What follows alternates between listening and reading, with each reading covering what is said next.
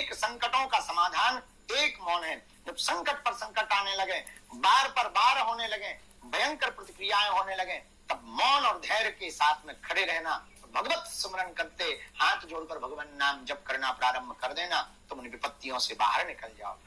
चक्रव्यूह, कभी बहते हुए जल में तुमने एक भौरिया देखी होगी, पानी में जो बहती है उसे भौरिया कहते हैं। भयंकर तेज धारा चल रही हो, बहाव चल रहा हो नदी का, उसमें जो पानी गोल गोल घूमने लगता उसको भंवर कहते हैं। उसमें कोई फंस जाए निकल नहीं पाता, और उसका एक साइंस है कि यदि उसमें कोई फंस जाए और हाथ पांव फटकारे तो कभी नहीं निकल सकता। यदि उस भंवर में कोई फंस करके अपने आप को एकदम शिथिल छोड़ दे तो वही भंवर घुमाता हुआ बाहर की तरफ फेंक देता है। ये सिद्धांत है उसका, ये उसका विज्ञान है, ये उसका साइंस है।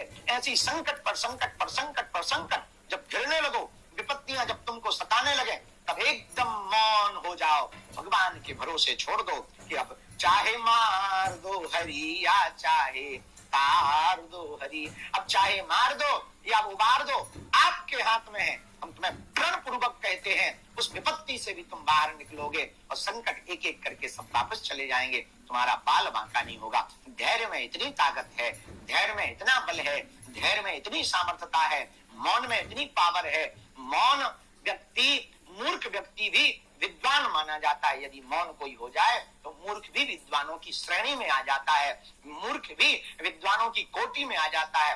मूर्ख भी यदि मौन हो जाए वो भी पूज्यनीय हो जाता है, क्योंकि व्यक्ति हमेशा क्रिया की प्रतिक्रिया देने वाले की तरफ देखता है, और जब वो मौन हो जाता है तो व्यक्ति उसको सम्मान की दृष्टि से देखता है। तो संकट पर संकट यदि आवे तो एक अनूप कुमार जी सर्वोत्तम उपाय है संकट मोचन का ध्यान करके